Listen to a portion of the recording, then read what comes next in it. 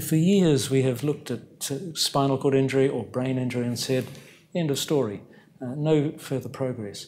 No, that's no longer the rules. We need to find out how to do this stuff. We need to find out if we've got a chance of helping the nervous system heal itself.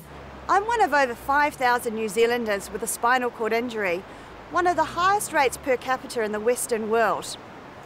New Zealand is about to start a controversial trial of stem cell treatment, taking cells from the participant's own nose and planting them in the injured spinal cord.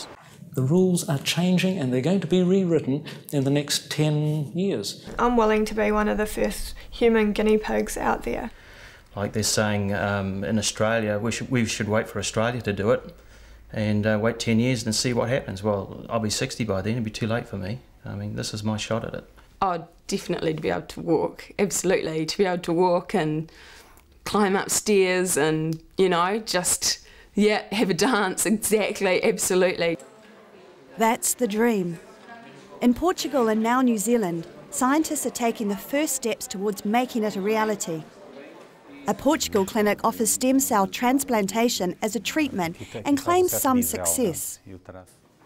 New Zealand is about to step onto the world stage with the first clinical trial of this procedure. Incredibly, the campaign all started with a Matamata grandmother, Noela Vallis. For 25 years, Noela has tenaciously raised funds and rallied the troops from her living room. So Noela, tell me about why did you start up the Spinal Cord Society? Well, because my husband was paralysed and I was determined to find a cure of spinal injury because he had a lot of pain. And I thought, right, I'll see if I can find a cure for spinal injury.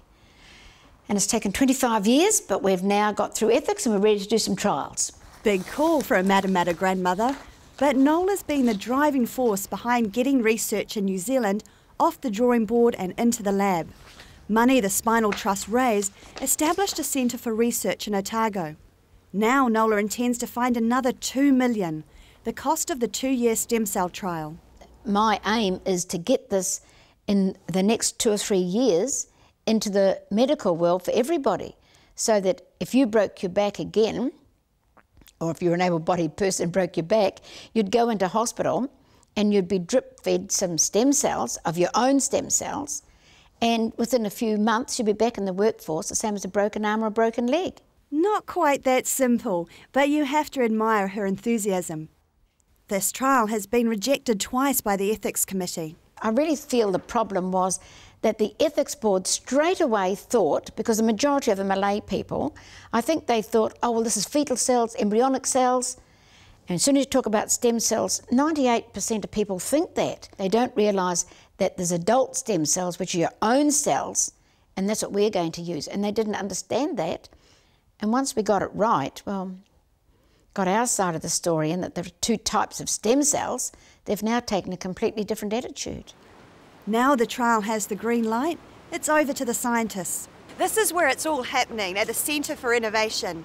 When I was here 18 months ago, the research team's proposal to begin human trials had been rejected by the Ethics Committee. Now they've got the green light, I'm keen to find out exactly what's involved and how it might affect thousands of Kiwis like me. The clinical research team will use olfactory cells from the inside of the nose, and transplant them into the damaged spinal cord. These are the calcified nodules in the matrix that is present around each of the cells. These olfactory cells seem to have regenerative properties that can help to repair nerve cells and also encourage nerve cells to regrow and restore function.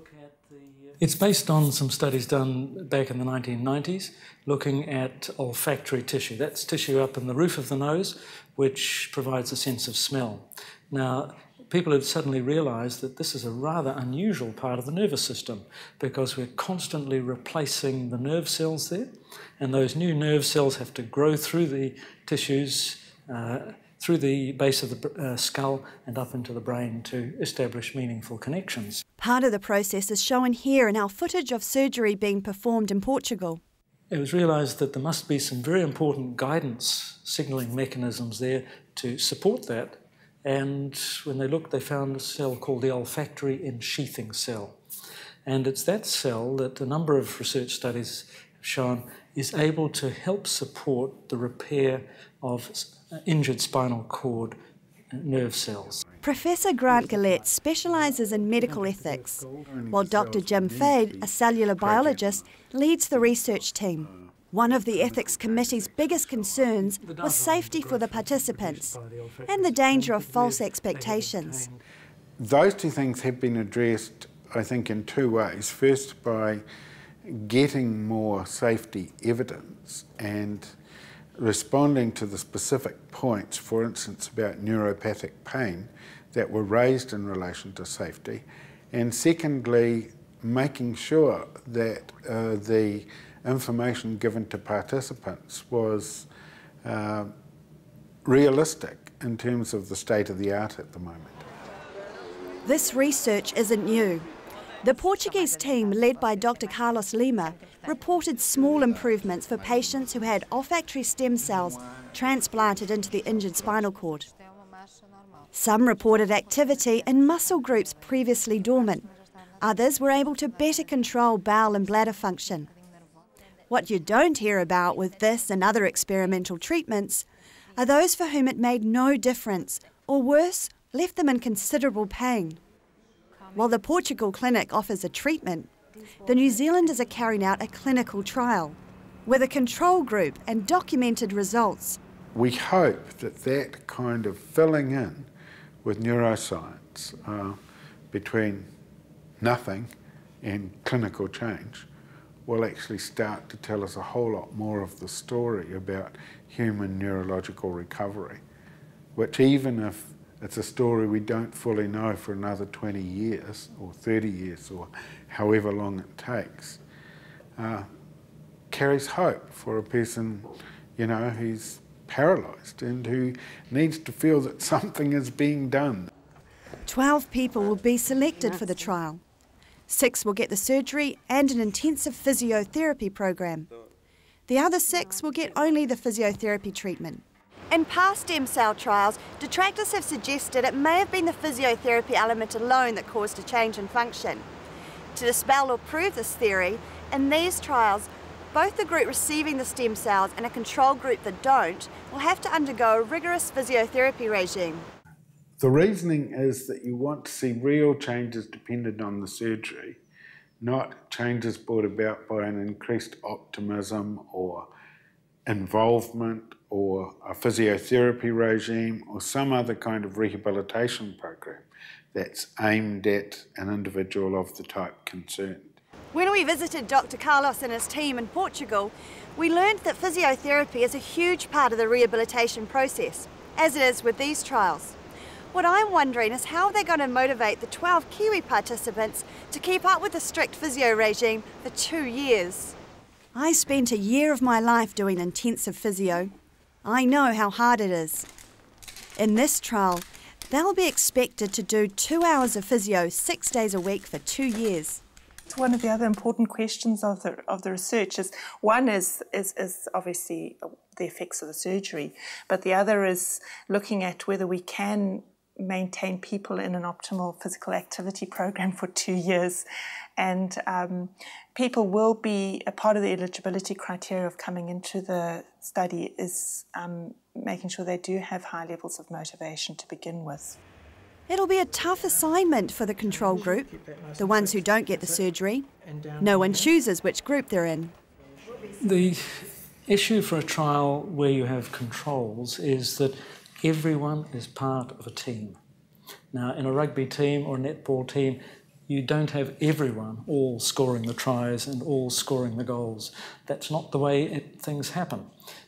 But you need the whole team there to actually ever get a chance of scoring 1 goal or more. So it's an integrated process. Everyone's participating, and in the long term, everyone will benefit from better knowledge. There'll be strict criteria about who gets onto the trial. You must be under 35. It must be a complete spinal injury and have happened between 2 and 7 years ago. Open only to paraplegics, not quadriplegics. We're going for thoracics initially. That is from the base, just below the base of the neck, down to the mid to lower thoracic area, because the surgery there, if a technical problem cropped up, would not lead to more significant problems for the person. Issues of age of the individuals. Yes, we're taking people up to age 35 only, from 18 to 35, and that's purely because the olfactory tissue in the upper nose becomes less accessible in older individuals. And not everyone thinks we're ready to do this kind of trial. Dr. Angelo Anthony of the Burwood Spinal Unit says the research team is on the right track, but believes the safety of the procedure hasn't been proven. Can we give them the assurance that they're going to be all right? Because we don't know what the long-term effects of such treatments are going to be. There's no talk of a cure, but the Otago scientists do expect small gains to be made. Gains that could make a real difference to the lives of New Zealanders with spinal cord injury. We're not looking for that the person will be able to walk out of the trial. It's very early stages in this type of surgery. If anything, there might be some slight improvement in sensation, which we can measure with sensory testing modalities. There may be a slight improvement in innervation to muscles. So particularly around the hip joint, the muscles might be able to move a bit more. How that will translate into function, it might mean those people might be able to stand a bit better. And it's like building a television. You start off from a crystal set, but eventually you're going to get to plasma TV, but you're not going to do it unless you keep working with what you've got.